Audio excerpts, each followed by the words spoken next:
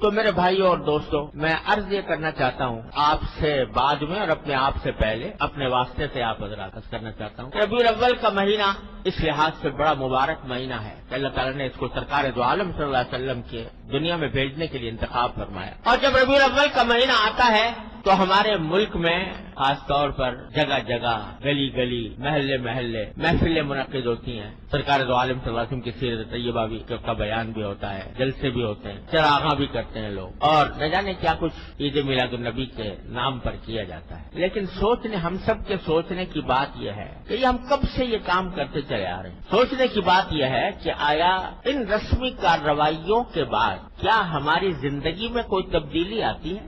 اتنے جلسے ہو گئے، اتنی تقریریں ہو گئی، اتنی محفلیں منعقد ہو گئی، اتنی نعتیں پڑھی گئی، اتنے درود و سلام ہوئے، الحمدللہ حضور اقدس صلی اللہ علیہ وسلم پر ایک مرتبہ درود شریف کو بھیج دے تو اللہ تعالیٰ اس کے اوپر 10 رحمتیں نازل فرماتے ہیں۔ اللہ تبارک و تعالیٰ ہم سب کو توفیق عطا فرمائے۔ لیکن سوال یہ ہے کہ یہ سب کچھ ہونے کے بعد کیا ہماری زندگی میں کوئی تبدیلی آتی ہے؟ کیا ایسا ہوتا ہے کہ ان کارروائیوں سے پہلے ہم کسی سنت سے محروم تھے اور اب ان کارروائیوں کے بعد کسی سنت پر عمل کرنے کی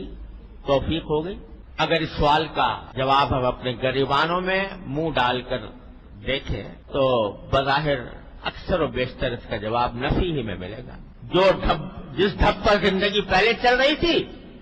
اب بھی چلتی ہے، پہیا جس طرح گھوم رہا تھا اب بھی گھوم رہا ہے۔ پہلے اگر سرکار دو عالم صلی اللہ علیہ وسلم کی سنتوں کی اتباع کی فکر نہیں تھی اب بھی نہیں، تو بتائیے کہ آیا اس بات سے سرکار دو عالم صلی اللہ علیہ وسلم خوش ہوں گے کہ میری امت کے لوگوں نے میری تعریفیں تو بہت کر لی، لیکن کیا میں جس کام کے لیے آیا تھا اور جو پیغام میں لے کر آیا تھا، جو سنتیں میں نے وضع کی تھیں، ان کے اوپر عمل میں کیا صورتحال پیدا، اس پر عمل کی طرف دھیان نہیں، تو کیا اس سے خوشی ہوگی سرکار دو عالم صلی اللہ علیہ وسلم؟ کیا آپ دنیا میں اسے تشریف لائے تھے کہ آپ کی تعریف میں قصیدے پڑھے جائیں؟ آپ کو تو پیشکش ہوئی تھی کہ اگر آپ چاہیں تو دنیا کا سارا مال و دولت آپ کے قدموں میں ڈھیر کر دیا جائے، اگر آپ چاہیں سردار بننا چاہیں تو ہم سب متفقہ طور پر آپ کو سردار بنانے کے لیے تیار۔ اگر آپ کو حسن و جمال کی خواہش ہے تو دنیا کا منتخب حسن و جمال آپ کی خدمت میں پیش کر دیا جائے، ساری پیشکش کر دی گئی تھی، مگر آپ اپنے اس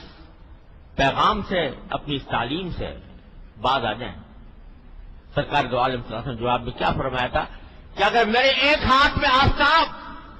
اور ایک ہاتھ میں مہتاب بھی دے دو گے تو میں اپنے اس دین کی اس تبلیغ سے باز نہیں آ سکتا۔ سرکار دو عالم صلی اللہ علیہ وسلم اگر محض تعریف ہی کرانی ہوتی تو وہ اس وقت پیغام قبول کر لیتے۔ تو ہم سب کے سوچنے کی بات یہ ہے کہ آیا ان ربیع الاول کے مہینے کے آنے کے بعد ہم سرکار دو عالم صلی اللہ علیہ وسلم کی تعلیمات پر عمل میں کوئی ہمارے ترقی ہوتی ہے؟ بلکہ افسوسناک بات یہ ہے کہ حضور اقدس صلی اللہ علیہ وسلم کی سیرت طیبہ کے نام پر ہم وہ کام کرتے ہیں جو سرکار دو عالم صلی اللہ علیہ وسلم نے جن کی ممانعت فرمائی، جو ناجائز قرار دیے، جو شریعت میں ناجائز۔ سیرت النبی کا جلسہ ہو رہا ہے اور اس کے اندر نمازیں فوت ہو رہی، اس کے انتظام میں، جلسے کے انتظام میں، جلوس کے انتظام میں نمازیں جا رہی ہیں۔ وہ نماز جو بستر مرگ پر بھی معاف نہیں ہے، وہ نماز چھوٹ رہی ہے، جماعت چھوٹ رہی ہے۔ اور آج اب تو یہ ہونے لگا ہے کہ مخلوط مرد و عورت کی ملی جلی نشستیں سیرت النبی کے نام پر، مرد بھی ہیں اور عورتیں بھی بے پردہ بناؤ سنگار کر کے اس محفل میں موجود ہیں، جس کو مٹانے کے لیے سرکار دو عالم صلی اللہ علیہ وسلم تشریف لائے تھے، وہ حضور کے نام پر ہو رہا ہے۔ اور اب تو نعتیں، حضور اقدس صلی اللہ علیہ وسلم کی نعت اتنی زبردست فضیلت کی چیز ہے، سرکار دو عالم صلی اللہ علیہ وسلم کا ذکر مبارک، وہ نعت پڑھی جا رہی ہے اور موسیقی کے ساتھ پڑھی جا رہی ہے۔ جس موسیقی کے آلات کو آپ کو یہ فرمایا آپ نے کہ میں ان کو مٹانے کے لیے آیا ہوں، وہ نعتیں ہو رہی ہیں، حضور کی بظاہر تعریف بیان ہو رہی ہے اور میوزک کے ساتھ ہو رہی ہے، موسیقی کے ساتھ ہو رہی ہے۔ تو بتائیے یہ سرکار دو عالم صلی اللہ علیہ وسلم کی سیرت کے ساتھ کون سا انصاف ہے؟ یہ کتنا بڑا ظلم، کتنی بڑی دھاندلی ہے کہ سرکار دو عالم صلی اللہ علیہ وسلم کی تعلیمات کو پامال کر کے کہا جائے کہ ہم سرکار دو عالم صلی اللہ علیہ وسلم کی سیرت بیان کر رہے ہیں یا آپ کی نعت بیان کر رہے ہیں۔ تو میرے بھائی اور دوستوں، ربیع الاول کا پیغام یہ ہے کہ ان رسمی کارروائیوں میں پڑھنے کے بجائے یہ دیکھو اگر واقعی سرکار دو عالم صلی اللہ علیہ وسلم کے ساتھ محبت کا دعویٰ ہے، اگر واقعتاً سرکار دو عالم صلی اللہ علیہ وسلم کے امتی ہو تو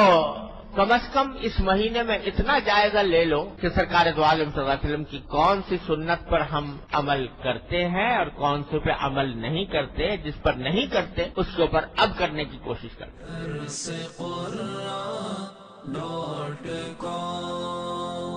www.darsequran.com